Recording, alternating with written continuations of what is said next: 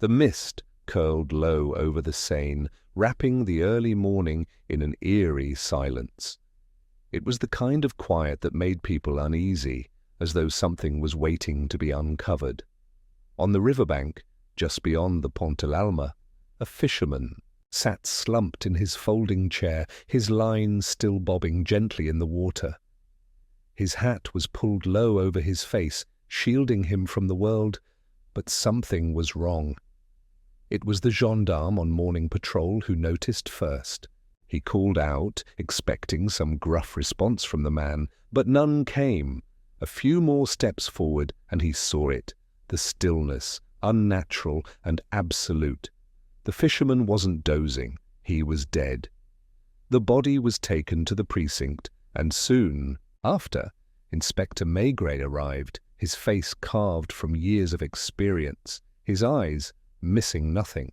He examined the report while his pipe sent thin curls of smoke into the air. No sign of struggle, no wounds, no robbery. The man's wallet was still in his coat, with a few crumpled bills and an identification card. Émile Garnier, age 58, a retired railway worker. Cause of death? Unknown. The coroner had found nothing. No bruises, no fractures, no signs of poison in the preliminary tests. It was as if the man had simply stopped living. Maigret frowned. He had seen his share of peculiar cases, but this one gnawed at him. A man does not simply die without reason. And then there was the oddity, a single silver hook clasped in the fisherman's left hand. Not a fishing hook, but a small, curved clasp, as if from a bag or coat. It made no sense. Back at the scene, Maigret observed the surroundings carefully. The river flowed lazily, indifferent to the mystery it harbored. The embankment was deserted at that hour, save for a few other fishermen who barely acknowledged the commotion. Maigret questioned them, but none had noticed anything unusual. He was always quiet, one muttered, his hands rough from years of casting lines. Came here most mornings, fished a little, barely spoke a word, just sat there. Did he ever meet anyone? Maigret asked. A shake of the head. Not that I saw. The inspector studied the riverbank, then the stone walkway leading up to the street. There, just at the edge, something glinted under the weak morning light. He crouched and picked it up. A small shard of glass. Strange. He pocketed it and walked further. Then another shard just beside the stone railing. A trail? The body had been untouched when found. If there had been a struggle, it had left no mark. Yet Maigret was certain the fisherman hadn't died sitting there by accident. Something had happened. The silver hook, the glass shards, two pieces of a puzzle that refused to fit together. He returned to the precinct, where a deeper dive into Émile Garnier's life revealed little of note.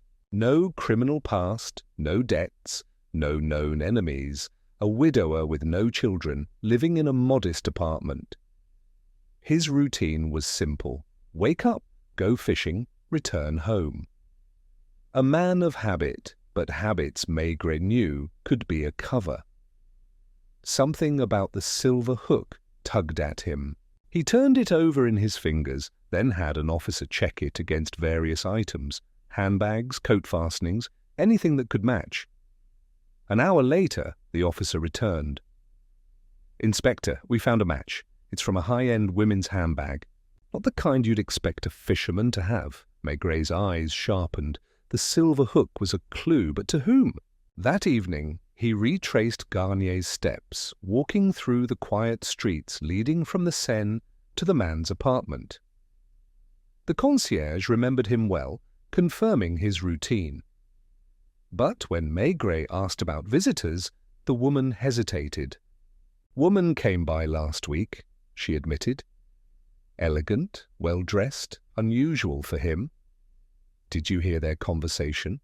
"No, but I remember she seemed impatient. as if she were waiting for something. A woman with an expensive handbag, a silver hook from its clasp, and now a dead fisherman. The pieces were coming together, but the picture was still blurred. Maigrè's instincts whispered that he was close, yet the most crucial piece of the puzzle remained just out of reach. Maigré sat in the dim glow of his office lamp, the silver hook resting in his palm. It was a small thing, insignificant to most, but in his experience the smallest details often cracked the hardest cases. His fingers traced its curve as he thought about the woman, the elegant visitor the concierge had mentioned, a woman waiting for something or someone. He exhaled slowly, his breath curling with the faint aroma of tobacco. There was no murder weapon, no clear sign of violence, yet the fisherman's death did not feel natural. He had spent too many years peeling back the layers of human deception to believe in coincidences. The next morning, Maigré returned to the riverbank. The city was beginning to stir, newspapers rustled, coffee steam curled into the chill air, and the fishermen had already cast their lines, their patience endless. He stepped carefully over the damp cobblestones, his eyes sweeping the ground, the water, the railings. The first officers had been thorough, but Maigré knew better than to trust a crime scene examined in haste. Then he saw it. At first glance, just another scrap of paper caught in a crevice between the stone walkway and the iron railing.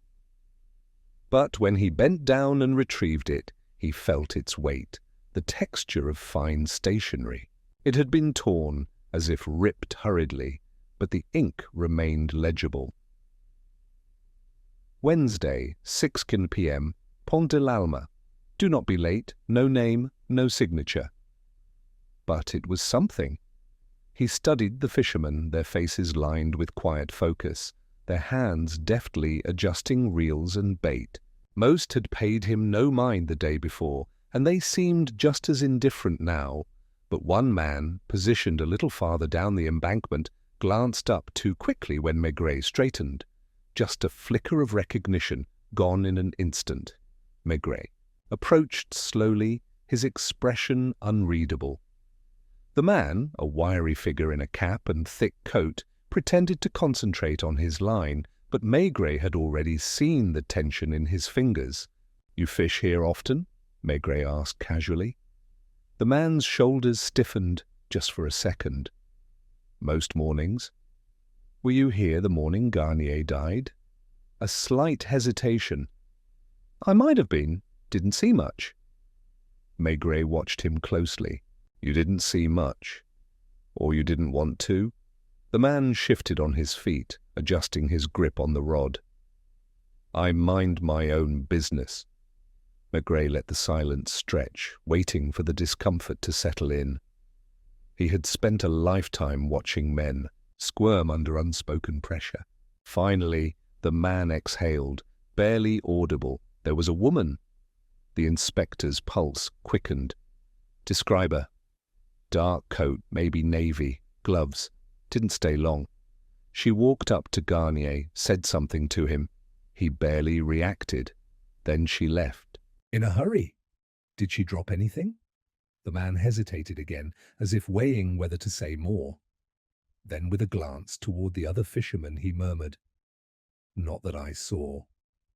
Maigré nodded. He didn't press further? Not yet.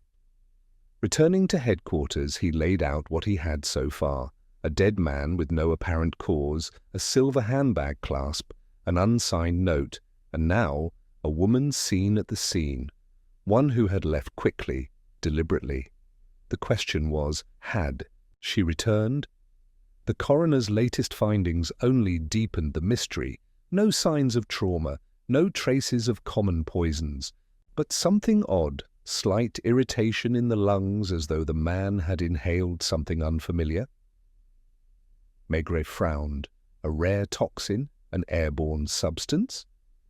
The station door swung open and Lucas, His most trusted lieutenant entered, a file in hand.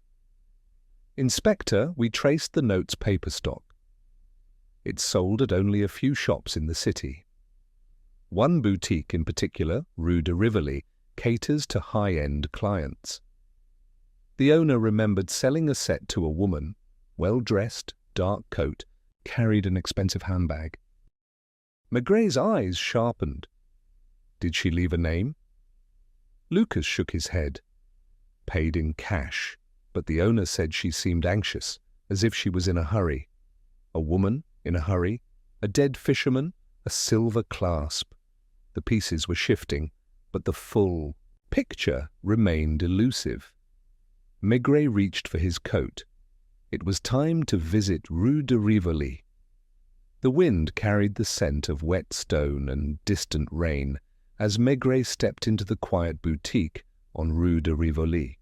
The shop was pristine, its shelves lined with elegant writing sets, thick envelopes and luxurious stationery that seemed out of place in the hands of an ordinary fisherman. The owner, a thin man with round spectacles, straightened as the inspector entered, his fingers absently smoothing a stack of parchment. "You were here yesterday, weren't you?" Maigret said without introduction, his tone steady, probing. "My officer asked about a woman who purchased this specific kind of paper." He tapped the counter lightly. "I'd like you to think carefully. Anything else you remember about her?" The shopkeeper pursed his lips.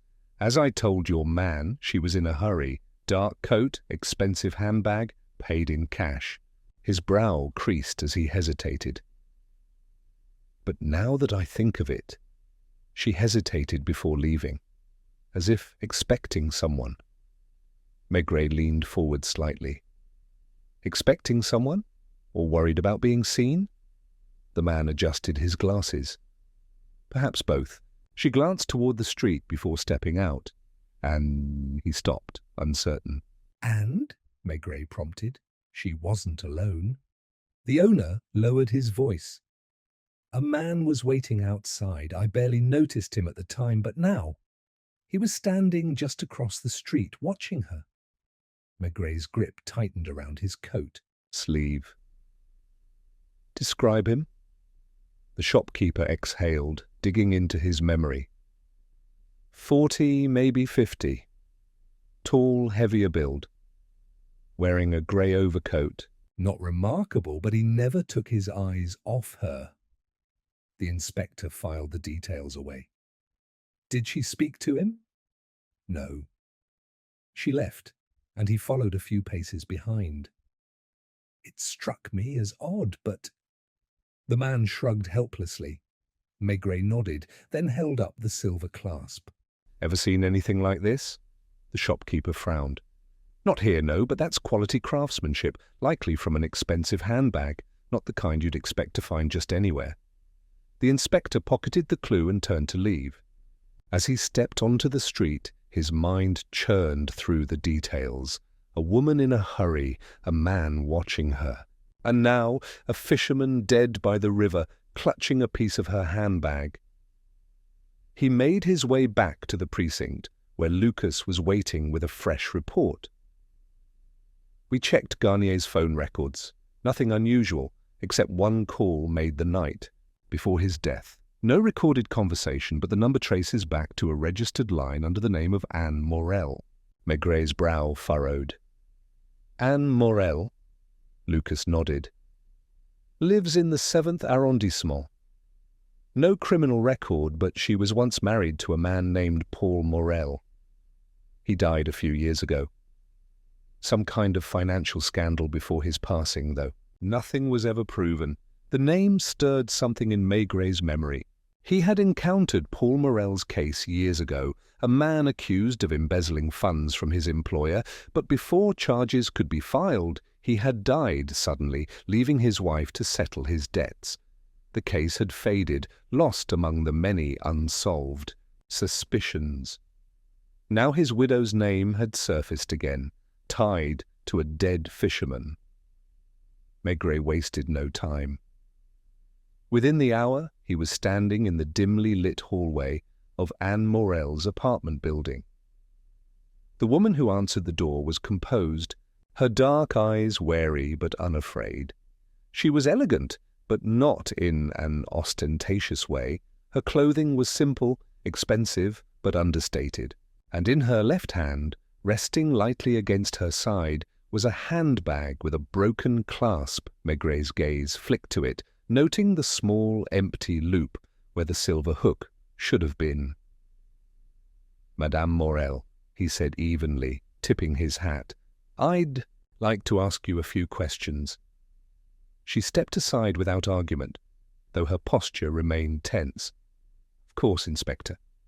The apartment was neat, but there was an air of restraint in the furnishings, as if money had once been plentiful but was now carefully managed. She gestured for him to sit, but Maigret remained standing, watching her closely. "You knew Émile Garnier?" It wasn't a question. She hesitated just for a moment. I suppose I did. Not well.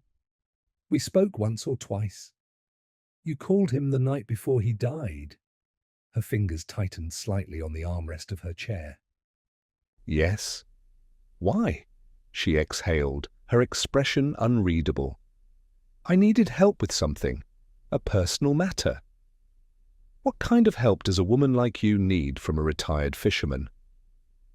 For the first time, a flicker of something crossed her face. Unease. Maybe guilt. "I'd rather not say." Maigret let the silence settle, watching her closely. "He was found dead the next morning." Her composure wavered. I heard." "Did you meet him that night?" "No." Too quick. He took out the silver clasp, setting it on the table between them. "This was in his hand when he died." Her breath caught, and for the first time, real fear entered her expression. "Madame Morel," Maigret said quietly, "what happened by the river?" For a moment, she seemed caught between two choices, denial or confession. Then her gaze dropped to the clasp, and when she spoke, her voice was barely above a whisper. "I didn't kill him." Maigret leaned in.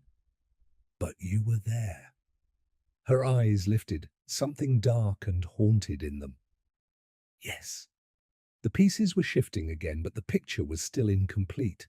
Deception lurked in her words, but whether she was protecting herself or someone else, Maigret had yet to determine. Anne Morel's breath was shallow, her hands tightening around the armrests of her chair. The silver clasp sat between them like an unspoken accusation. Maigret let the silence linger, watching her, measuring her reaction. She had admitted to being there, but her words had been carefully chosen. "I didn't kill him," a denial of action but not of presence. "You met Garnier that night," Maigret said quietly, his voice even coaxing. "Why?" Her fingers twitched slightly. "Against the fabric.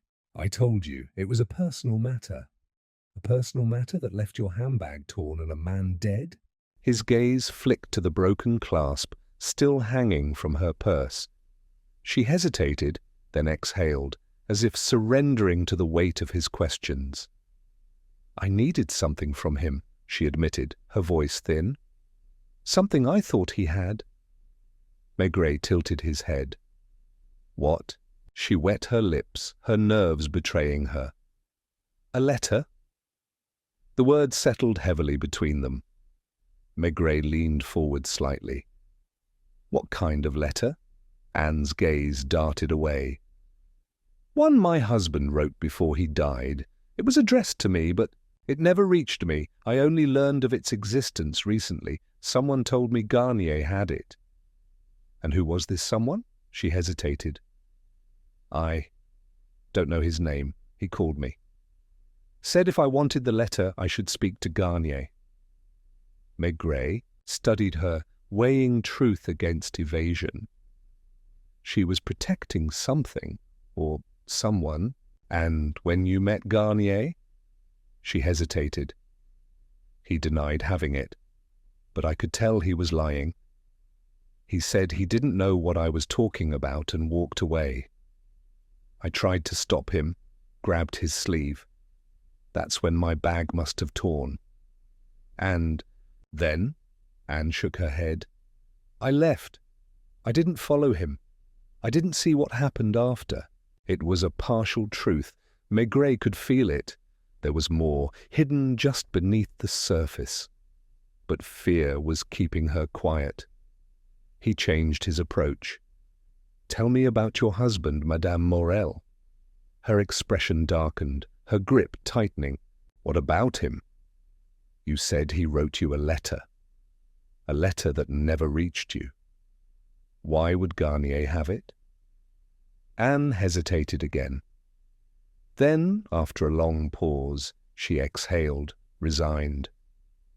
My husband worked for the finance department of a large import firm. Before he died, there were accusations. Embezzlement, missing funds. Nothing was ever proven, but people whispered. Her eyes flickered with something, shame perhaps, or old anger. He swore to me he was innocent. Then one evening, he left for a meeting and never came back. Heart attack, they said. The scandal died with him. But you believe there was more to it. She looked away. I don't know what to believe, but if he wrote me a letter, if he had something to tell me, before he died, I needed to see it. Maigret tapped his fingers against the table. And you think Garnier had that letter? Someone thought so, enough to call me and send me after him. The threads of the case were tightening. A retired fisherman in possession of a letter that never reached its recipient, a widow chasing answers, and a man who had been watching her from the shadows. Maigret stood. Who else knew about this letter? Anne hesitated before answering. No one, at least not from me. Except for the man who called you. She nodded. And the man watching you outside the shop on Rue de Rivoli? A flicker of recognition, quickly masked. Maigret caught it. You know who he is? She hesitated, then shook her head. I don't. A lie. He let it slide for now. One last question. Did Garnier say anything before he walked away? Anything at all? Anne hesitated, then frowned slightly as if only now recalling something. Just one thing. He said I was asking the wrong person. Maigret held her gaze. Did he say who the right person was? She swallowed. No. Outside the wind had picked up, rattling the street signs. Maigret lit his pipe, exhaling slowly as he walked. The story was becoming clearer, but the picture was still incomplete. At headquarters, Lucas had more news. We looked into Garnier's past. He worked for the railway for years, nothing unusual there. But before that, in his youth, he was a messenger for a private courier service. Small firm specialized in handling sensitive documents for high-profile clients. It went under decades ago. Maigret's eyes sharpened. A courier. Lucas nodded.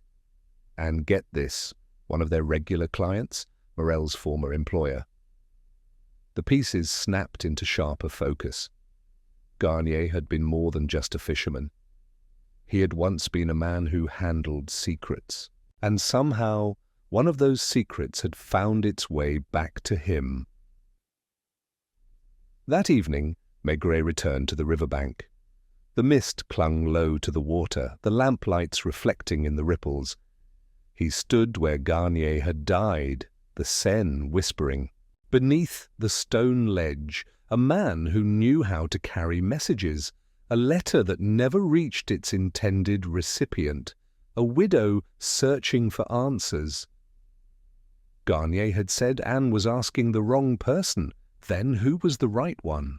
The shadows held no answers, only silence.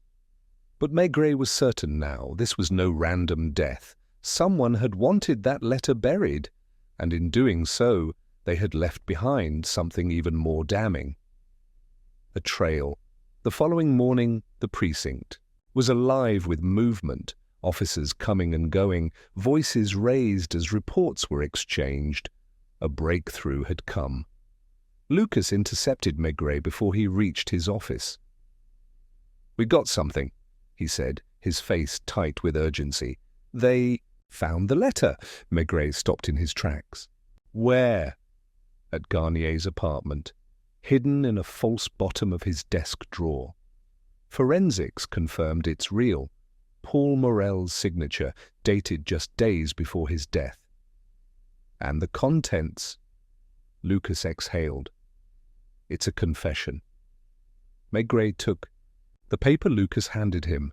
The ink had faded slightly, but the words were clear, written in a steady, deliberate hand. "To my wife, Anne, if you ever receive this, know that I did not steal from them. But I was forced to keep silent. There were others involved, men with too much to lose. If they knew I had written this, I would not live long enough to explain. I wish I'd been braver. Forgive me."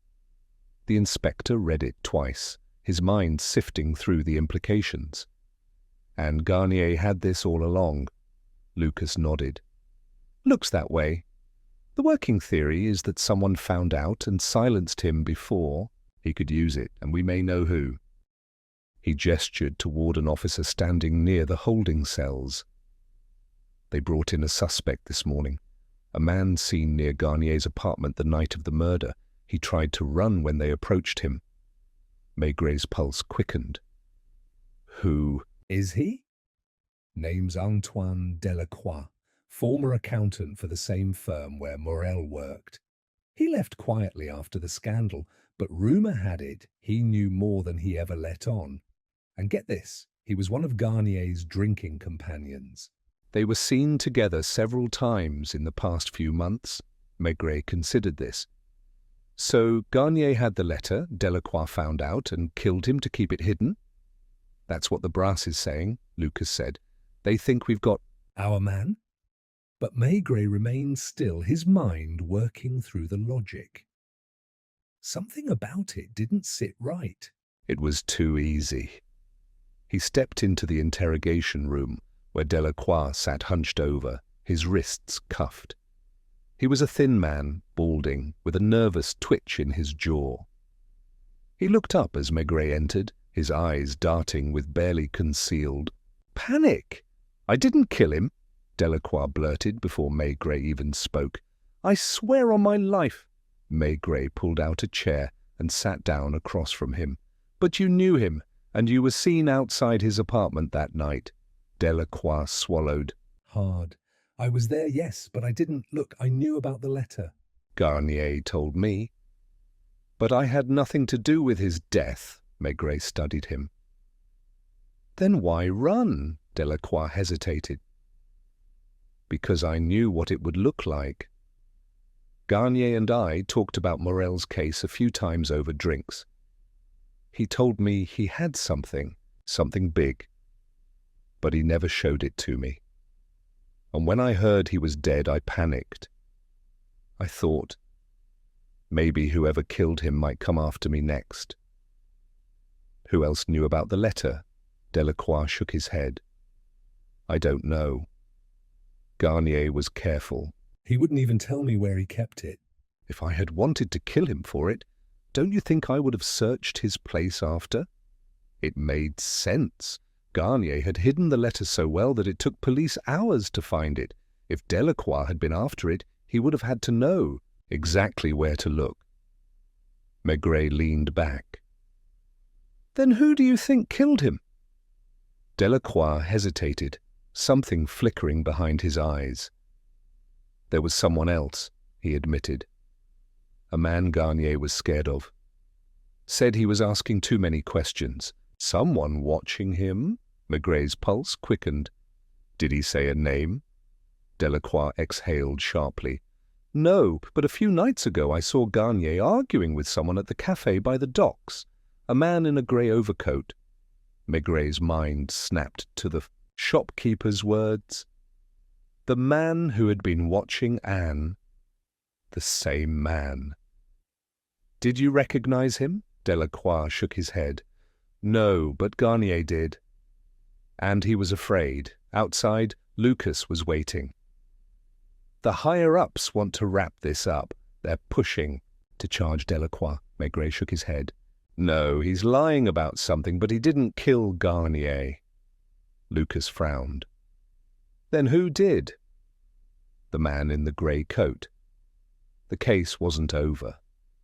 It was just beginning. The real killer was still out there, waiting in the shadows.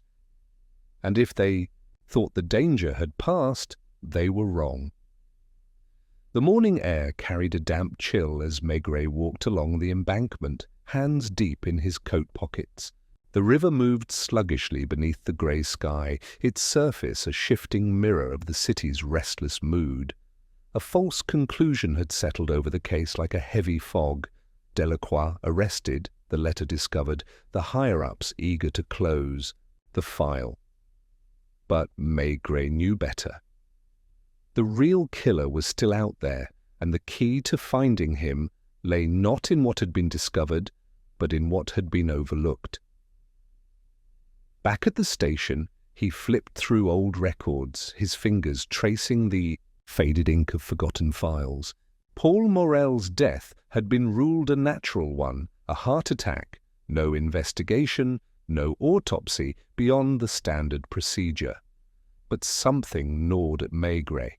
If Morel had been silenced, as the letter suggested, had his death truly been as simple as it seemed? He reached for another file, one that documented Morel's employer, the firm where the missing money had vanished. The pages were dry, impersonal. Official reports of financial irregularities, internal inquiries that led nowhere.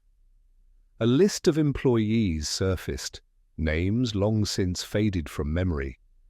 And then, among them, a familiar one, Antoine Delacroix. Maigret exhaled slowly, rubbing his temple. Delacroix had been part of the firm when the scandal broke, but he had slipped away unnoticed. And now, 2 decades later, he had resurfaced, drinking with a man who had held a crucial piece of evidence. All along. Coincidence? Maigret had never believed in those. He left the station and made his way toward Rue de Rivoli. Anne Morel's apartment was quiet when she answered the door, her face pale, eyes weary. She hesitated before stepping aside to let him in. "You said your husband never told you about the accusations against him?"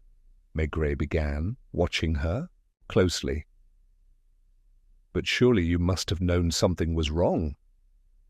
Anne walked slowly to the window, wrapping her arms around herself. "I knew he was troubled," she admitted.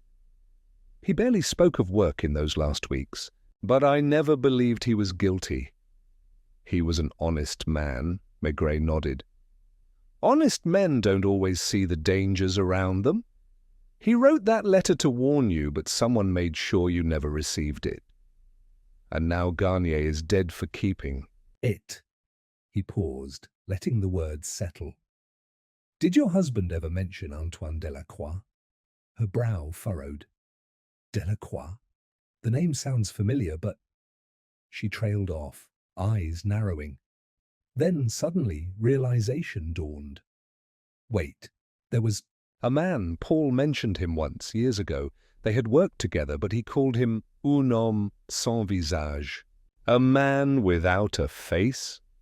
Anne nodded. It was something Paul said when he was frustrated. He thought someone inside the firm had betrayed him, but he didn't know who. He called him that because he never left a trace.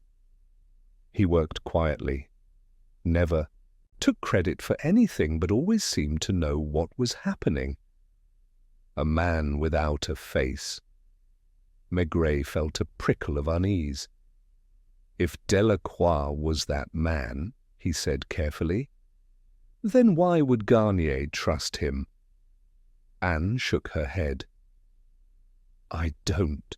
"No, maybe he didn't." Maigret considered this.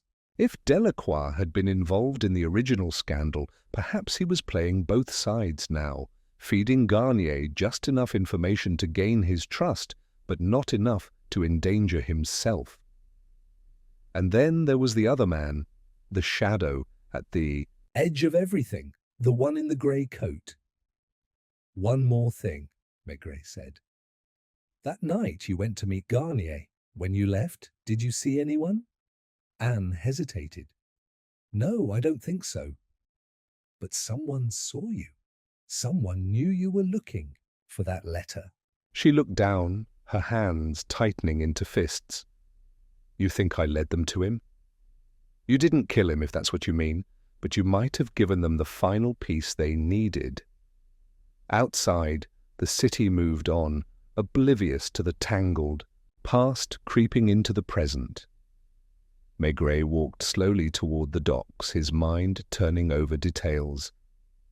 Garnier had once been a courier, a man trusted with secrets. Morel had been a man desperate to reveal one. And Delacroix, a man without a face, had been lurking in the background all along. But there was still someone missing, the one who had been watching, the one Garnier had feared. At the precinct, Lucas met him with fresh news. "We got a report from one of Garnier's old colleagues. Seems he had another visitor before his death. A man asking about the past. Someone who wanted to know exactly what Garnier remembered." Maigret's jaw tightened. "Who?" Lucas handed him a name, Jean-Claude Mercier. The name meant nothing at first, but when Maigret pulled the records, the past finally cracked open. Jean-Claude Mercier had been an executive at Morel's firm, a man of wealth, influence, and years ago he had been one of the few individuals with access to the missing funds. Quiet player in the background, a man with much to lose. And now, after all these years, he had returned, just as people started asking questions again. Maigret sat in his office, staring at the name on the paper, Jean-Claude Mercier. The puzzle had nearly assembled itself, but the final pieces remained just out of place. Garnier had been killed because of what he knew, or rather, what he remembered. And Mercier had reappeared after years in the shadows, just as those memories started resurfacing.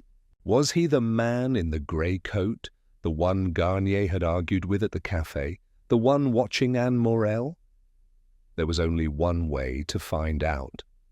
Lucas entered, his usual brisk energy subdued. "We found Mercier," he said. "He's staying at the Hotel Saint-Régis. Checked in a few weeks ago. Seems to be here on business, but no one knows exactly what kind." Maigret stood, adjusting his coat. "Let's pay him a visit." At the hotel, the concierge led them up a wide staircase lined with thick carpets that muffled their steps. Room 214. Lucas knocked firmly. A moment later, the door opened and Jean-Claude Mercier stood before them. He was a man in his 60s, lean and composed, with silver-threaded hair combed neatly back. He wore a tailored grey suit, the shade unmistakably close to the description of the coat their mystery man had worn. His gaze was sharp, assessing.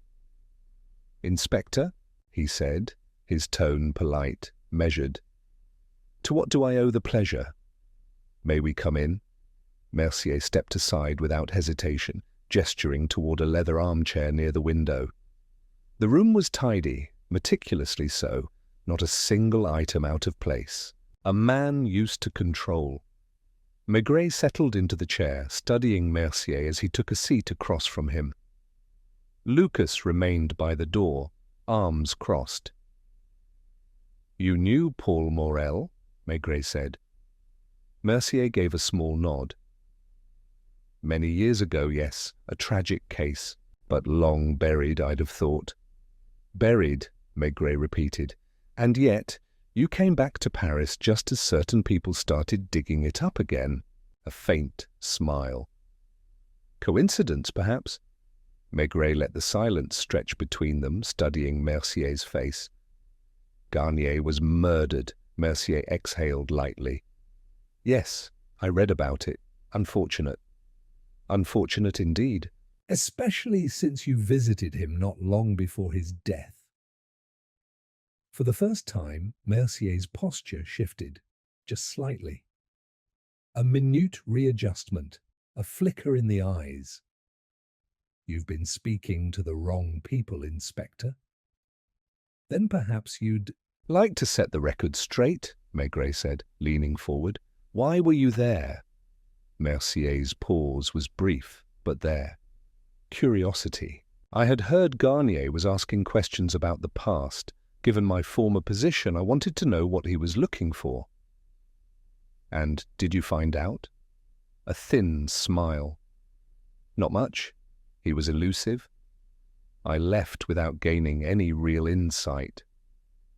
Maigret let out a thoughtful hum. Interesting, because Garnier told someone else that he knew who was behind Morel's downfall, that he recognized a man from the past. His gaze locked onto Mercier's. Would that be you? Mercier didn't blink. I was an executive, Inspector, not a thief. Perhaps, but someone was. And Morel was silenced for discovering the truth. Garnier held the last piece of proof, and now he's dead as well. Maigret let the weight of his words settle. Rather convenient. Mercier chuckled softly, shaking his head. You're making me into a ghost from the past, Inspector. But tell... Me, do you actually have proof, or are we simply enjoying a battle of wits? Maigret regarded him carefully. Proof. That was what Mercier was counting on, his lack of it. The man was intelligent, seasoned, and utterly unshaken, but everyone had a crack in their armor. It was simply a matter of finding it. He leaned back, deliberately relaxed, and lit his pipe. Smoke curled between them, filling the silence. No, Maigret said after a moment. I was speaking to Anne Morel this morning. Mercier's expression didn't change, but Maigret caught it, the smallest flicker of interest. She told me something curious. That before Paul died, he spoke of a man without a face. Someone always present, but never seen. He exhaled a plume of smoke. A man who ensured nothing could be traced back to him. Mercier's fingers tightened just slightly over the armrest. A minute shift, but Maigret saw it. Now, that was 20 years ago, Maigret continued smoothly. But that kind of talent, it doesn't fade, does it? He let the silence stretch, again, watching. The real question is, why risk coming back at all? A man like you, careful, meticulous. Why return to the city where it all started? Mercier's lips parted slightly, but then he caught himself. He exhaled through his nose, as if amused. Nostalgia, perhaps? Maigret smiled. Or unfinished business? For the first time, Mercier shifted in his chair, crossing his legs, a defensive move. You know what I find most interesting? Maigret continued. People like you don't get their hands dirty. That's why Morel never found proof. Why Garnier had to dig for years before he found anything. But then, suddenly, someone like Garnier ends up dead, not by subtle means, but violence. Mercier tilted his head. And what does that tell you? That you're not as untouchable as you once were, Maigret said evenly. That something is pressing you. Something urgent enough to make you sloppy. He paused, then added, or desperate, a flicker of something, a nearly imperceptible tightening of the jaw. Spectre, Mercier said, his tone still calm but laced with something colder. I've entertained this conversation as a courtesy, but I do hope you're not implying that I had anything to do with this unpleasantness. Maigret stubbed out his pipe, rising to his feet. Oh, I'm not implying, Monsieur Mercier. I'm waiting. Mercier lifted a brow. Waiting for what? For you to make a mistake. He held the man's gaze for a long moment, then turned to Lucas. Let's go. As they stepped into the hallway, Lucas muttered, You think he cracked? Maigret exhaled.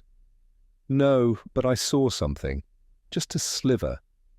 And a man like Mercier, he's too controlled to let anything slip, which means he wasn't expecting something. Lucas frowned. What? Maigret smiled faintly. Anne Morel. Because the moment he had mentioned her name, Jean-Claude Mercier, so poised, so careful, had revealed something he hadn't meant to. Fear.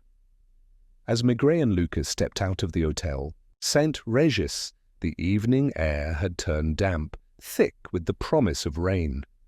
The gas lamps flickered against the breeze, their light barely holding back the darkness creeping through the narrow streets.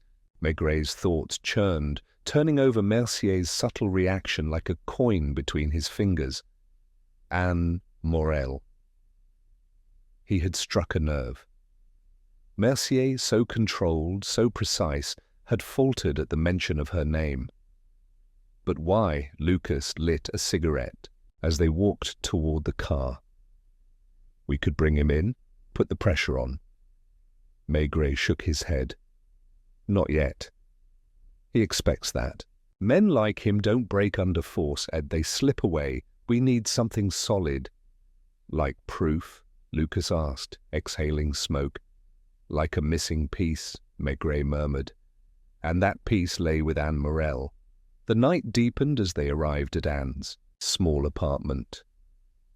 She was waiting by the window when Maigret knocked, her slender frame barely outlined by the dim glow of a single lamp.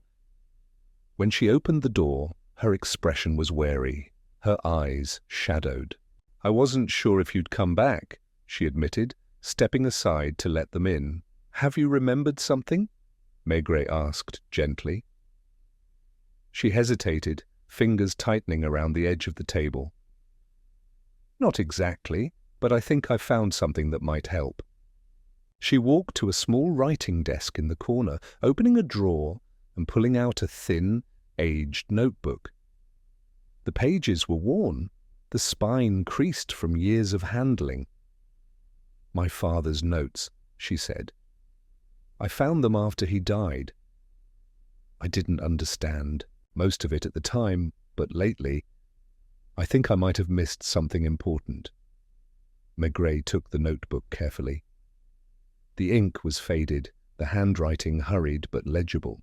It wasn't a diary, more like an account of numbers, dates, and names, and then he saw it, a single name scrawled hastily in the margins, Jean-Claude Mercier. His breath slowed. It was the first tangible link between Mercier and Paul Morel, proof that Morel had been onto something before he died. Did Garnier see this? Maigret asked. Anne nodded. Yes, a few weeks ago. He told me it was important, but didn't explain why. Maigret exchanged a look with Lucas. It made sense now.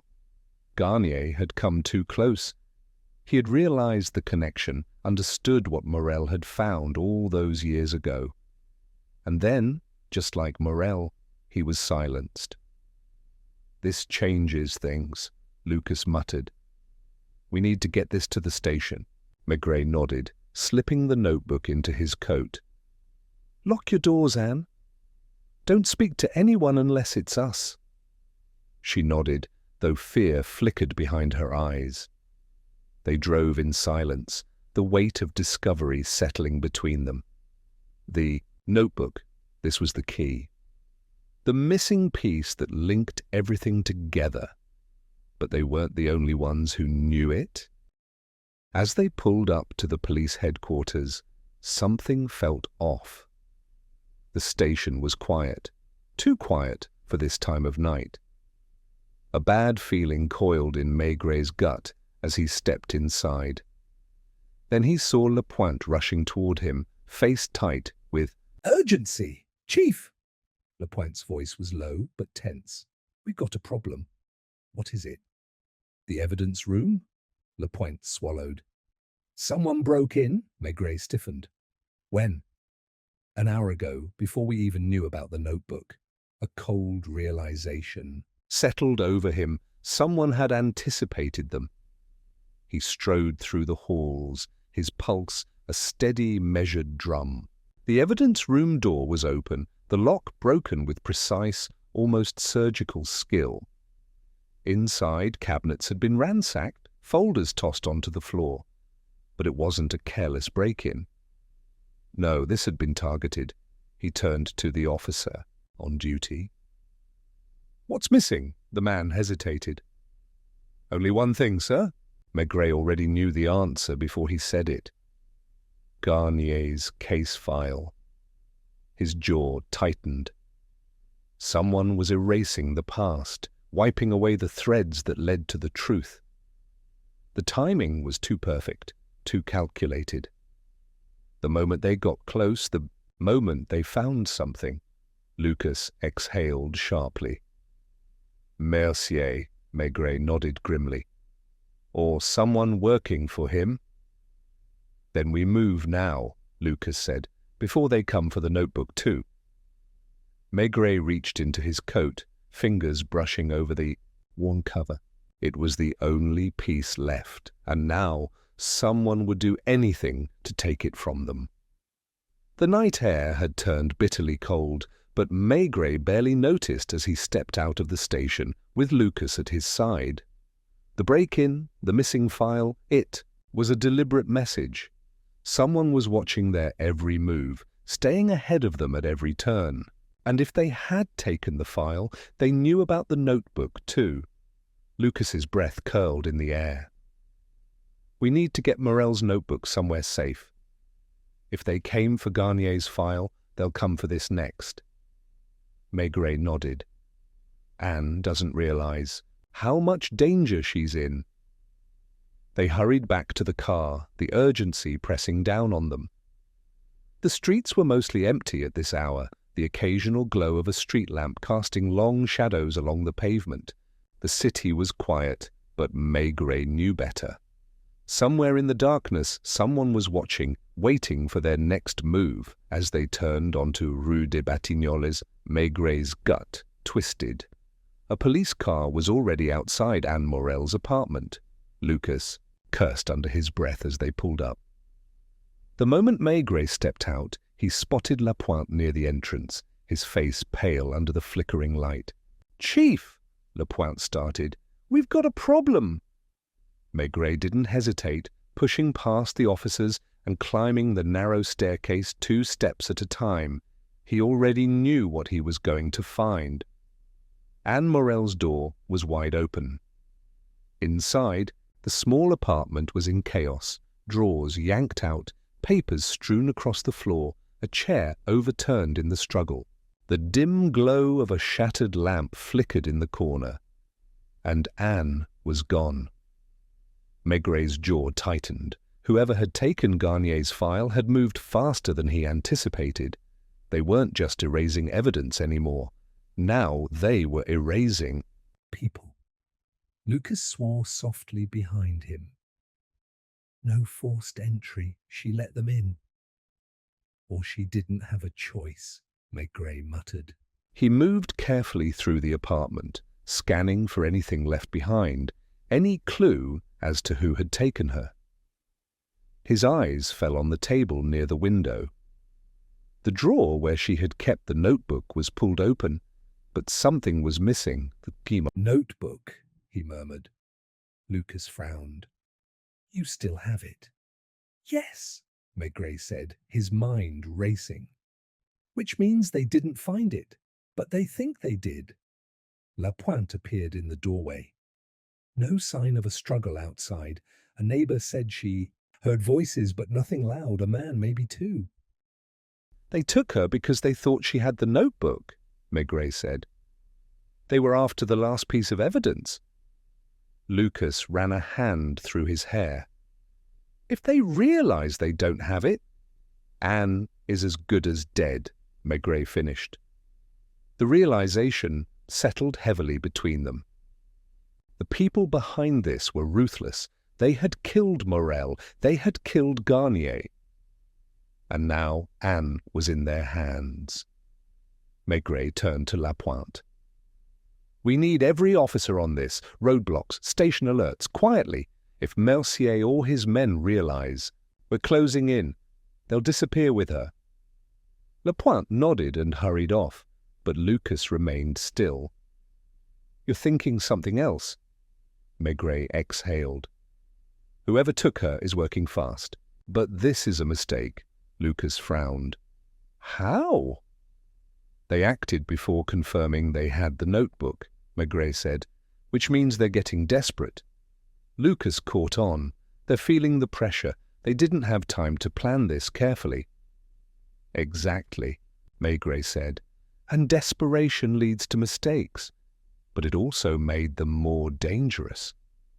His eyes swept the apartment one last time before he turned back toward the door. Let's go, he said. Anne doesn't have much time. The car raced through, the rain-soaked streets, tires hissing against the wet asphalt as Maigret's thoughts churned. Anne Morel was out there, somewhere, but the clock was ticking, and every passing minute felt like a hammer striking the final nail in her coffin. Lucas sat tense beside him, his gaze flicking to the rearview mirror as if expecting someone to be tailing them.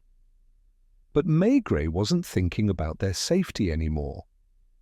He was thinking about the pattern, the elusive thread that had been there all along, just waiting to be pulled. They'd found nothing at Anne's apartment, no obvious clue about where she had been taken, no trace of her captors. But there was something Maigret had missed earlier, something nagging at the edges of his mind. Then, as they turned onto Rue Drouot, it clicked. It wasn't the names or the evidence that tied the case together. It was the pattern in the timing, the sequence of events, the rhythm of the violence. Maigret's grip tightened on the steering wheel as he began to put it together. The break-in at the police station, the stolen file, had been planned. But what if the true purpose of those actions was never about the file? What if it was always about the notebook, about Anne Morel? Lucas, Maigret said sharply, think about it. The whole case, every piece, it all started with Morel's notes. It wasn't just an investigation. It was a warning, Lucas blinked, trying to follow.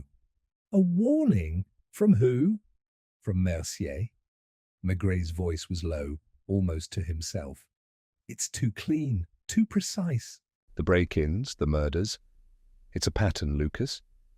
A pattern that's not about erasing evidence. It's about controlling the flow of information.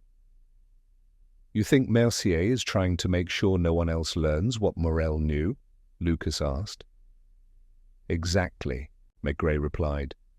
And when Garnier started looking too closely, he became a threat. So they silenced him, just like they silenced Morel before. Anne, then, Lucas began to understand. Anne was a loose end, Maigret said, the realization settling, like cold steel in his chest. She found the notebook and didn't realize what it meant. She didn't understand why it was important, but she had it. And Mercier knew she would eventually look at it too closely. The pieces fell into place. It wasn't just about the notebook, it was about control and secrecy. Mercier had known that someone would come after him, after the truth. But his plan was more complicated than just covering up a single murder. It was a web, carefully crafted, built on manipulation and the exploitation of others. Maigret turned, the corner sharply, heading toward the address that had begun to stick in his mind, a small, nondescript building on the edge of the city. It was the kind of place no one would remember, empty, forgotten. But in his gut, Maigret knew it was important. This was where the next move would be made, the next piece of the puzzle would fall. They parked in the shadow of the building and stepped out into the rain. The street was quiet, too quiet. Maigret's boots splashed in the puddles, his coat pulled tightly against the chill. "Stay sharp," Maigret murmured to Lucas as they approached. The building's entrance. It was unmarked, its windows dark, the door hanging slightly ajar. A whisper of air pushed through the gap. The hairs on the back of Maigret's neck prickled as he stepped inside. The scent of dust and mildew hung thick in the air. They were in the right place. He could feel it. Lucas gave him a quick glance, then reached for the door. Maigret nodded, signaling him to hold back. As Lucas waited, Maigret took a slow, deliberate step forward. The dim light from the hallway only illuminated the first few steps ahead. It was hard to see, but Maigret didn't need light to know what he was looking for. And then, just like that, the world went still. A small movement in the corner of his eye. Maigret whirled around, his heart leaping into his throat. Someone had been waiting for them, hidden in the shadows. "Get down!" Maigret shouted, but it was too late. The figure lunged, a glint of steel flashing in the low light.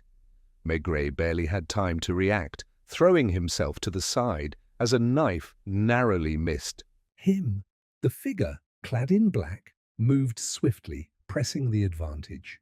But Maigret had the advantage of experience. He twisted, grabbing the assailant's wrist and using their momentum against them. A sharp crack filled the air as the knife clattered to the ground. Maigret didn't hesitate. With a swift motion, he had the assailant pinned to the floor.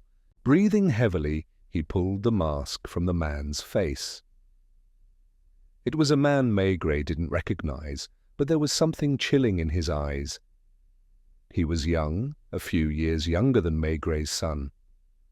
His face, flushed with the adrenaline of the fight, slowly turned pale as he realized how quickly he had been overpowered.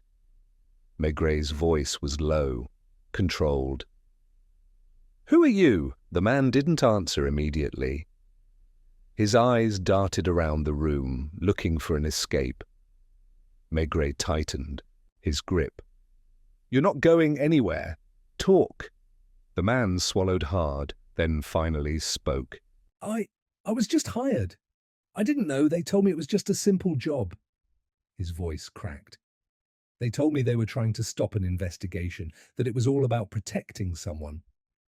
"Protecting who?" Maigret asked sharply. The man flinched. Jean-Claude Mercier. Maigret felt his pulse quicken. Mercier's hands were everywhere. He wasn't just manipulating the past, he was still working, still pulling the strings, and Anne was his pawn. It all came rushing back to Maigret. The pattern, the manipulation, the silencing, the control. He had been too slow, too focused on the immediate threats. But the truth had always been right in front of him, lurking in the background. Mercier's crimes weren't isolated. They were part of a greater strategy, a long game that had spanned years. And now it was clear. Maigret wasn't just solving a crime, he was up against a mastermind who had anticipated every move, but no one could anticipate Maigret forever, not for long. The man squirmed beneath Maigret's grip, his hands trembling with fear, but there was no escape now. Maigret's eyes never left him, the weight of years of experience pressing down on the would-be assailant. Lucas stood nearby, still breathing hard from the brief but violent encounter, his hand hovering over his gun, ready if needed. "You're not getting away?" Maigret muttered, his voice low, unyielding. He bent closer, his words deliberate. Who's behind all of this? Mercier, yes, but why? Why go to such lengths? The man's eyes flicked nervously to the shadows, like a trapped animal trying to make sense of how the situation had unraveled so quickly. Maigret could see the panic on his face, the realization that there was no way out. They made me do it, the man stammered, his voice shaky. I didn't have a choice. Made you do it? Maigret raised an eyebrow, his grip tightening. Who are they? The man's breath quickened. I don't know who. Exactly. Mercier didn't give me all the details, but I heard. He paused, as if the truth had become too heavy to carry. I heard it was about family. It was all about his daughter. Maigret's heart skipped a beat. Family. A word that seemed so innocent on its own, but in the context of this case it was anything but. A family connection, a motive rooted in blood. It was a key Maigret hadn't considered. He'd focused On the power plays, the money, the control, but this was personal. Mercier's daughter? Lucas asked, his voice low, like he was trying to make sense of it all. The man nodded, his voice barely above a whisper. She was killed a long time ago, but the people who did it, they're still out there. He swallowed hard, and his eyes became frantic. Mercier isn't just trying to protect himself. He's been hunting them for years, trying to find the ones who hurt his family. The revelation hit Maigret like a punch to the gut. All this, everything had been about revenge, but not in the way he had thought. It wasn't just about silencing witnesses or protecting a criminal empire. Mercier wasn't just a man seeking power or money. He was a father whose grief had twisted into an obsession. And Morel? Maigret asked, his voice steadier than he felt. What did she have to do with this? The man blinked, as though surprised Maigret didn't already know. She was close. She was the one who started asking questions about his daughter's death. She had pieces of the puzzle, things Mercier didn't want to resurface. She found things, files, people, and she couldn't stop. She had to find the truth, even when it meant exposing what Mercier had been hiding. She was too close. Maigret's thoughts raced. Anne Morel hadn't just stumbled into a dangerous investigation. She had uncovered something deadly, something that linked Mercier's past to the present in a way that no one had anticipated. Her search for truth had led her straight into the crossfire of a man's decades-long vendetta, one that had consumed him so completely that it had twisted every other part of his life. This wasn't about a criminal empire. It wasn't about simple revenge. Mercier had buried the truth of his daughter's death so deeply that no one could understand the depth of his obsession. But Maigret had seen it before. Grief, when it festered long enough, could become a monster. Why kill? Garnier? Maigret's voice was firm now, the anger rising within him. He was just a man trying to do his job. He found the letters, the man said, his voice almost breaking. Garnier. He found the letters Morel had been hiding, and he started to piece everything together. It wasn't just about Morel anymore. He was getting too close to the people behind the murder. Mercier couldn't let it happen. It would have destroyed him. The puzzle was coming together, but the pieces were darker than Maigret had ever anticipated. Mercier's daughter had been killed years ago. By whom, he still didn't know. But her death had been the catalyst for everything. The murders, the deception, the silence. There had been no simple motive here. The drive for control, the lies, the manipulations, it had all been driven by a twisted need to protect a fragile, broken part of Mercier's soul. It was the loss of his child, a wound so deep that it had turned him into something unrecognizable. Maigret stood up, releasing the man with a final shove to the floor. Lucas was already pulling out his phone to call for backup, but Maigret wasn't looking for more officers. He was looking for answers. The deeper he dug, the darker the case became. And now the real danger wasn't just the criminal empire. It was the monster inside Mercier, one that had been born from grief and had festered into something far worse than anyone could have predicted. "Get up," Maigret said coldly, his mind already racing to the next step. "We're going to the source. It's time to confront Mercier." The man, now on his knees, looked up at Maigret, his eyes wide with terror. "You don't understand. He's not just a criminal. He's a father. He's willing to do anything to protect what's left of his family. If you go after him." His voice broke, and he fell silent, as though the weight of his own words had finally crushed him. Maigret didn't need to hear more. The man had revealed enough. The next move was clear. They would find Mercier, but it wouldn't be just to arrest him. This wasn't a case anymore. It was a confrontation between two worlds, one of law and order and one of grief, so profound that it had blurred the line between right and wrong. The storm was far from over, and the worst part was that Maigret knew they were racing toward something even darker. Something that could end in blood, perhaps more than just Mercier's. "Let's go," Maigret said, his voice a quiet command. The darkness was closing in, and he had no idea where it would lead next. But he couldn't stop now, not when the truth was finally in sight. The rain had started to fall heavily as Maigret and Lucas approached the dimly lit warehouse on the outskirts of the city. The shadows of the building stretched long across the wet pavement, its windows blackened by years of neglect. It was the kind of place you'd expect to find ghosts or criminals with something to hide. Maigret had no illusions. There were no ghosts here, only a man with nothing left to lose. Mercier had been cornered. There was no more running, no more deceit.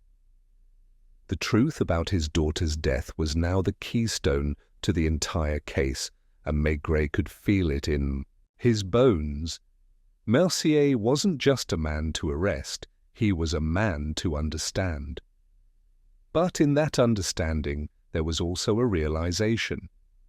Once the trap was set, there would be no turning back. They stopped in front of the warehouse's entrance. The streetlights cast their eerie glow on the wet concrete, and the sound of water splashing underfoot echoed through the night. Maigret's eyes flicked to Lucas, whose face was tense, a mix of anticipation and dread. "Stay alert," Maigret said, his voice calm, but it carried the weight of finality. "He won't go down easy." "Are we sure he's here?" Lucas asked, looking toward the dark building. "We're sure," Maigret replied. He nodded toward the side entrance. The warehouse is the last place he'd be willing to hide. It's a place of memories, of things he can't control. He's desperate. It's why he'll show himself. Maigret could feel the pieces of the puzzle snapping together in his mind. This wasn't just a criminal case anymore. It was the culmination of Mercier's years of obsession, the psychological battle of a father whose grief had driven him to the very edge of madness. He wasn't just hiding from the law, he was hiding from his own demons. Inside, the warehouse smelled of rust and dust, the air thick with the scent of aged wood and metal. The sound of dripping water was the only other noise in the silence. Maigret moved with purpose, his steps echoing in the cavernous space. The faintest noise behind them made him turn, but it was only Lucas keeping a careful distance. They moved deeper into the building, past stacks of crates and long-forgotten tools. Somewhere in the distance, Maigret could hear faint footsteps. Someone was moving. Someone was waiting. Then, from the far corner, Mercier emerged, his face half-shadowed, eyes wild with fear, but also a strange calm. The years of hiding, of lying, had taken their toll. His clothes were dishevelled, his face gaunt, but there was a fire in his eyes that Maigret recognized, the fire of a man with nothing left to lose. "You've come for me, Maigret," Mercier said, his voice tight with suppressed rage. "I've come for the truth," Maigret replied. His voice was low, controlled, and there was a stillness about him, a knowing that put him at ease, even in this moment of great tension. "You've been running for a long time, but you can't run any more." Mercier's lips curled into something resembling a smile, though it was far from reassuring. "You think you know everything? You don't understand. You can't understand. I understand more than you think," Maigret said, his eyes never leaving Mercier's. "I understand the pain of losing someone you love. "But I also understand that justice isn't about revenge. It's about the truth." The silence between them thickened. For a moment, the only sound was the rain pounding against the roof. Mercier looked like he was about to say something, but his mouth snapped shut, his eyes flicking around the room like a trapped animal. He didn't want to be here. He didn't want to face what he had done. Then suddenly Mercier lunged. It was a move of desperation, a last-ditch effort to break free, but Maigret had anticipated it.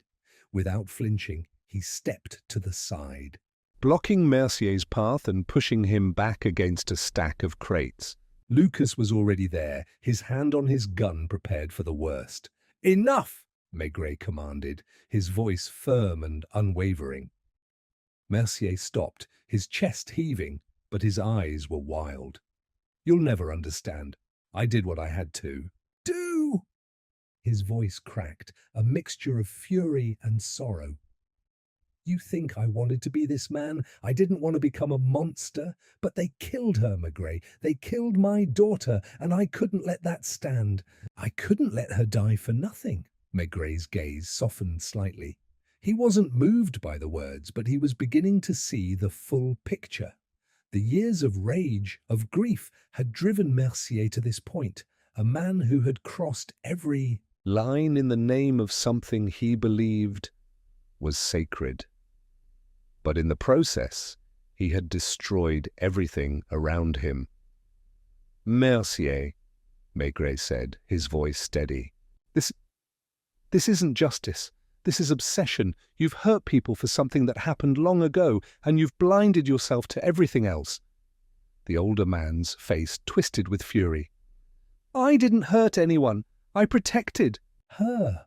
Everything I did was for her memory. They've all forgotten her, but I haven't. I never will." "You never let her go?" Maigret said softly, almost as if speaking to himself. "You never let her go, and it's torn you apart." Mercier's expression faltered, and for a fleeting moment Maigret saw a crack in the armor, the raw humanity that had been buried so deep for so long. But the moment passed quickly and the mask returned. "I didn't have a choice, Maigret," Mercier whispered, his voice trembling. "I couldn't let her die for nothing. I couldn't just forget." "But you did," Maigret replied, his voice sharp. "You let the grief destroy you. You let it control everything you did." Mercier backed away, eyes darting toward the far door, his mind racing. "I won't go back to prison, not after everything I've done." "Then it's over," Maigret said. "There's no escape." A look of sheer panic flashed in Mercier's eyes. The realization that he had no more moves left came crashing down on him. There was no escape from the past, no undoing the damage he had caused. Maigret stepped forward, slowly but with purpose. The detective didn't rush. He knew the final moments of any chase weren't about speed, but about certainty. "I'm sorry," Mercier whispered, almost as if to himself. And then, without another word, he dropped to his knees, defeated. The last chapter was over. Just as Maigret was preparing to lead Mercier out of the warehouse, the man's shoulders slumped. Under the weight of defeat, there was a sound that froze the moment, the faintest click of a door being shut. Maigret's eyes shot upward, his instincts flaring. It was too quiet, too deliberate. Before he could react, a sharp voice rang out from the shadows. "Not so fast, Maigret!" He turned swiftly, his hand already moving toward his coat, where the gun was holstered, but the voice stopped him. It was cool, calm, with just the faintest edge of amusement. From the darkness, a figure stepped into the dim light. One Maigret knew all too well. It wasn't the familiar face of a criminal, or even a shadow from the past. It was a face that had once been his ally, and now, in the blink of an eye, it was something entirely different. "Lucas!" Maigret's voice was sharp, disbelief creeping in. He stepped back, his mind working furiously. The man standing before him was his own trusted partner, the one who had been by his side throughout the investigation. Yet there was something in his eyes, something cold, calculating, and utterly unfamiliar. Lucas smiled faintly, though there was no warmth in it. "Surprised, aren't you, Maigret?" The detective's heart pounded, a mix of shock and confusion twisting his gut. He'd known Lucas for years. They'd worked together through cases where danger loomed at every turn.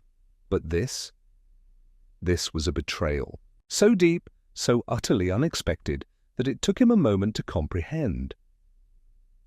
"You've been playing me all along?" Maigret asked, his voice tight with a mix of anger and hurt. He kept his eyes trained on Lucas, searching for any sign of hesitation, any trace of doubt. But there was nothing. Lucas stepped further into the light, his demeanor casual, as if this were just another conversation between colleagues.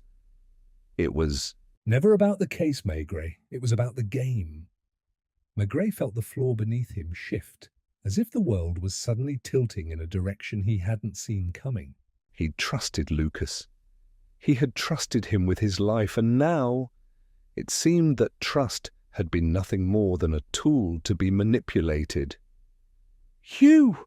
Maigret whispered, the word tasting bitter on his tongue. How could you work with him?" Lucas's expression darkened slightly.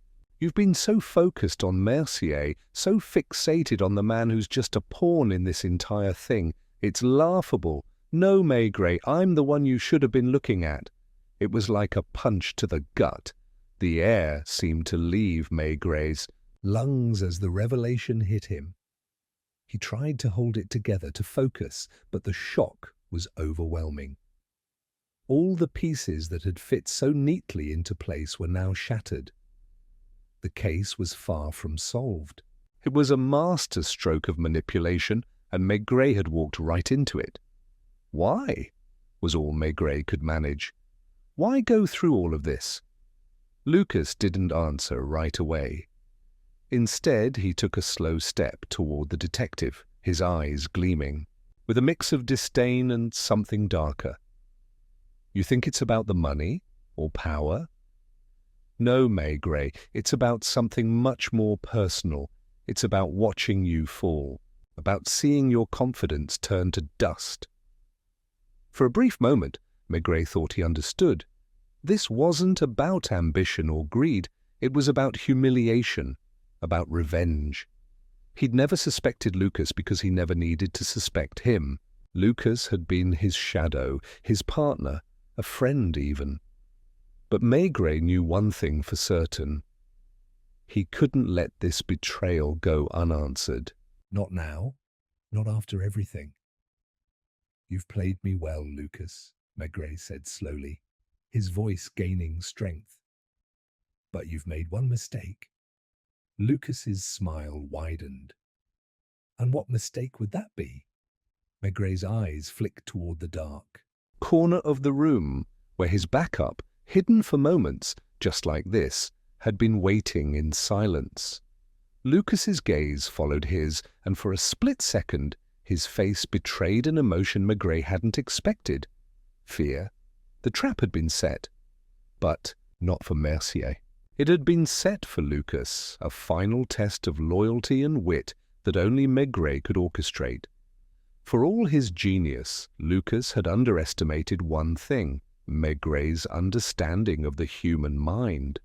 The detective had seen through the layers of deception. He hadn't just been investigating a crime, he'd been investigating a man. And now that man had no place left to hide. "You think I haven't noticed the little slips?" Maigret continued. "The subtle manipulations, the way you steered the investigation, always just a step ahead, never quite in the frame. It was you who led me to Mercier, wasn't it? You knew just how to use his grief, his obsession. You knew how to keep me focused." On the wrong person. Lucas stiffened, his hand twitching toward his coat, but it was too late. Two officers stepped from the shadows, guns trained on him. His eyes narrowed in fury, but even in his anger there was a flicker of resignation. He knew at that moment that Maigret had won. "I had you, Maigret," Lucas spat, his voice hoarse, "and you had no idea." "But I did, Lucas," Maigret said softly, his gaze unflinching. "I had you the moment you started playing the game. You made the mistake of thinking you could outsmart me." Lucas's jaw tightened, and for a second Maigret thought he might strike. Try something. Anything. But the finality of the situation was too much for him to bear. With a bitter laugh, Lucas raised his hands in mock surrender. "You win, Maigret," he muttered, the words thick with contempt. "But you won't ever understand why. No one ever does." The detective's gaze never wavered as he nodded to the officers, who moved in to apprehend Lucas. It was over, or so it seemed. As Maigret watched Lucas being led away, a thought nagged at the back of his mind. There was something about the way Lucas had spoken, the finality in his voice. It wasn't just about revenge, there was something deeper, something more sinister at play. But for now, Maigret knew he had done his job. He turned to Mercier, whose face was still twisted in the sorrow of his own shattered world. "It's over," Maigret said. "But the real question now is what happens next?" And in that quiet moment, the detective realized that the true unraveling of the case had only just begun. The evening sky was fading to deep purple, the kind of twilight that seemed to hold its breath before the world plunged into night. The scene at the warehouse had cleared, and the city felt quieter, as if holding its own quiet reckoning. Maigret stood outside, watching the officers escort Lucas to the waiting squad car. It was over, or so it seemed. Mercier had been taken into custody for questioning, but his involvement was starting to feel more like a tragic diversion, a distraction in the greater scheme of things.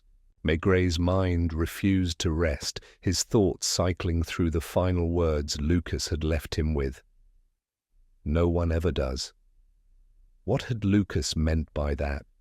It lingered in the back of his mind, but he couldn't shake the sensation that something was still slipping through his fingers. The detective's eyes swept across the quiet street. The calmness of the scene, the finality of it, felt wrong. It wasn't supposed to end this way. There was a shadow, a lingering question that refused to leave him. He walked briskly to the police station, not bothering to wait for the results of his partner's arrest. He knew there was something else, something hidden in plain sight. By the time Maigret reached his office, the shadows inside seemed to stretch longer than usual. The faint hum of the city outside, the echoes of distant sirens did little to ease his growing tension. He sat at his desk and began sifting through the files, his hands steady, but his mind moving faster than ever. As he flipped through the papers detailing the events, his gaze flicked to the photograph of Lucas, taken years ago at the start of their partnership. It was a photo he hadn't looked at in years, but now something about it unsettled him. There was a faint smile on Lucas's face in that photo, one that hadn't quite reached his eyes. It was subtle, but it was there. Magre's fingers drummed the edge of his desk, and his mind worked back through the investigation, through every misstep and every hidden moment. Something had always seemed off about Lucas's behavior, hadn't it? But it was too subtle, too insidious for Maigret to catch at first. Lucas had been the perfect accomplice, quiet, smart, loyal at least.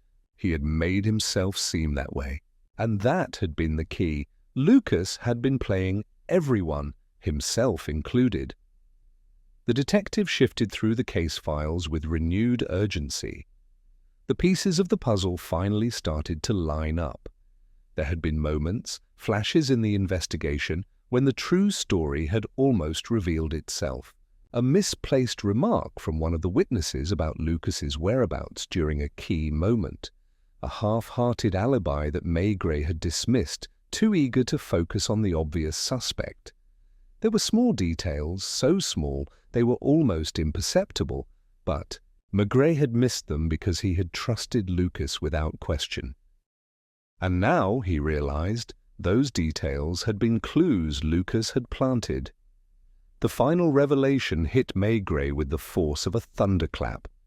Lucas had been pulling the strings all along, not just as a partner, but as a mastermind.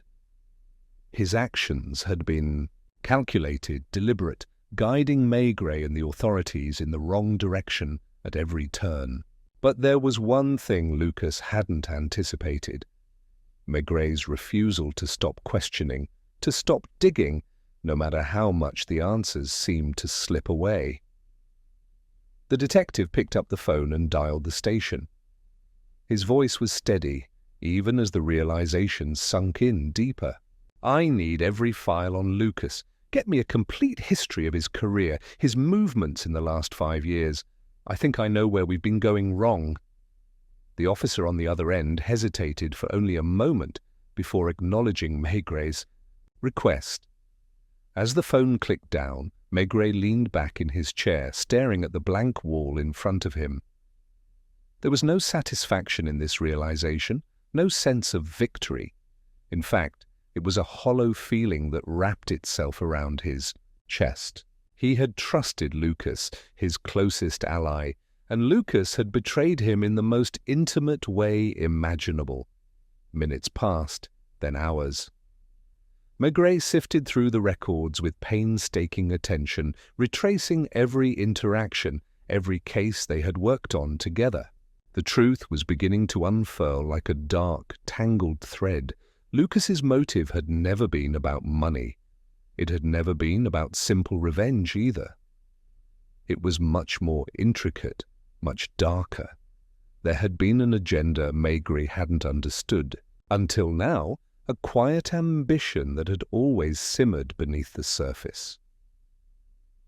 In the files, Maigret found a small, telling detail, a series of confidential letters Lucas had received from an unknown source. The sender had always been vague, using only cryptic references, but the content hinted at a larger scheme, a scheme that reached beyond just Maigret and his cases. It was a conspiracy stretching back to a series of unresolved incidents years earlier, incidents that Lucas had kept hidden, buried in the archives of past investigations. And there, in the letters, was the final piece. Lucas had been working for someone else all along, someone with a hand in far more than just this case. The person behind the scenes, pulling Lucas's strings, was the true villain. Maigret's jaw clenched. This was bigger than he had ever imagined. The mastermind wasn't Lucas, not really. Lucas had been a pawn in a far grander game. The revelation struck Maigret with the force of a storm. It wasn't just justice that had eluded him, it was something more profound. The villain, the true architect of all the chaos, had escaped, for now at least. They had orchestrated the perfect deception, and even Maigray's sharpest instincts had been misled. By the time the phone rang again, Maigret had already pieced together most of the narrative. The officer at the other end confirmed his suspicions. Lucas's sudden escape from custody had gone unnoticed for hours. The trail had gone cold. For all his brilliance, Maigret knew this was a battle lost, at least for now. Lucas was gone, and the web of deception was deeper than he could have anticipated. But as Maigret stood up from his desk, the cold weight of failure settling on his shoulders, he knew one thing for certain. The game wasn't over. Not by a long shot. The true mastermind had escaped, but Maigret would hunt them down. He always did. And when he did, it would be their turn to feel the sting of justice. The soft hum of the city had long since slipped into silence, and the streets outside Maigret's office seemed to reflect his inner turmoil, still tense, with the promise of something more waiting in the shadows. The weight of the case, of all the revelations and the sudden disappearance of Lucas, clung to him like a second skin. But there was something else now. Something that wouldn't let go. He stood in front of his window, staring at the darkened city, the lights, faint glimmers of life in the vast, still expanse. His thoughts were a swirl of half-formed conclusions, the answers he had been so certain about, now crumbling at the edges. It was as if the entire case, in all its intricacies, had simply unraveled beneath his fingertips. The threads he had so carefully followed led him to an answer that felt incomplete, fragile. And then there was the detail that refused to let him rest. It had been a fleeting moment, a barely noticeable flicker, when he had first seen it. But now, in the quiet of his office, he couldn't push it out of his mind. A name. A name that had appeared in the earlier letters buried among the cryptic messages Lucas had hidden away. Maigret had assumed it was a throwaway detail, an irrelevant part of the puzzle he had discarded. But now, in the aftermath of the case, it seemed like a door waiting to be opened. Roussillon? Maigret muttered the name to himself.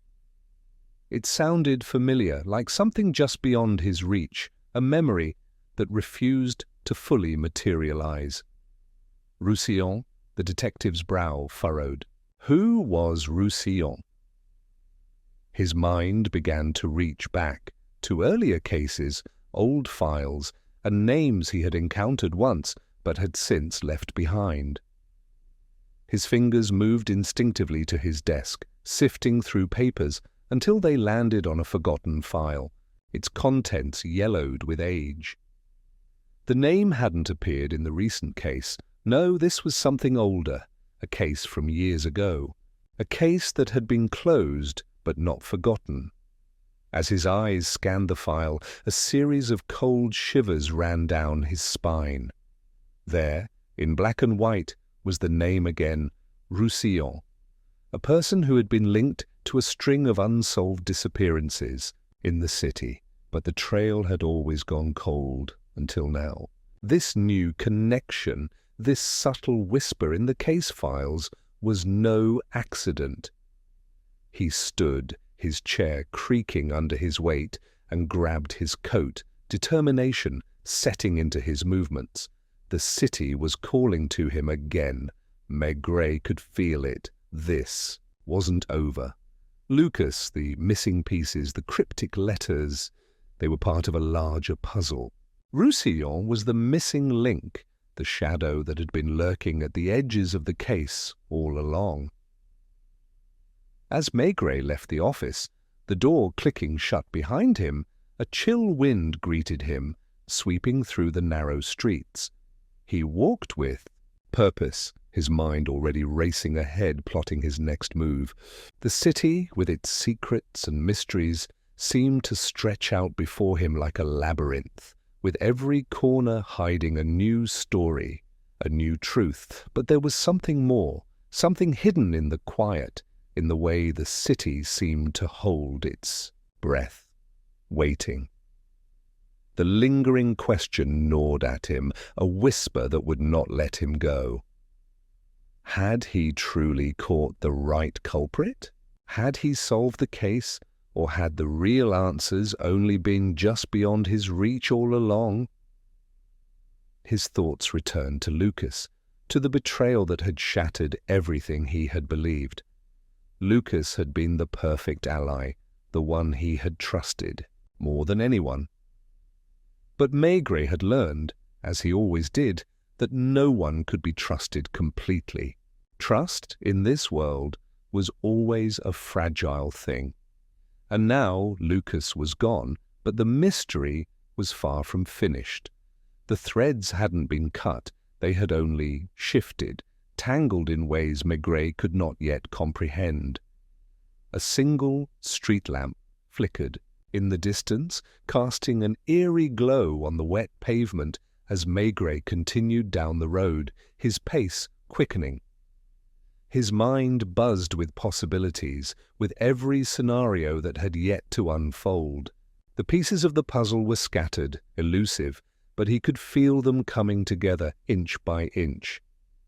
He passed by the quiet cafes, the empty streets, the places he had frequented for years. But tonight they seemed unfamiliar. Tonight they seemed like the backdrop to a much larger play, one where he wasn't yet sure of the script, let alone the ending. He had solved the case, but the real truth, the one that lay in the shadows, remained just out of his grasp. Roussillon, the name, haunted him now, echoing through the streets as he walked. There were others like Lucas, others who had hidden their secrets in plain sight, waiting for the right moment to pull the strings. Maigret would find them one by one.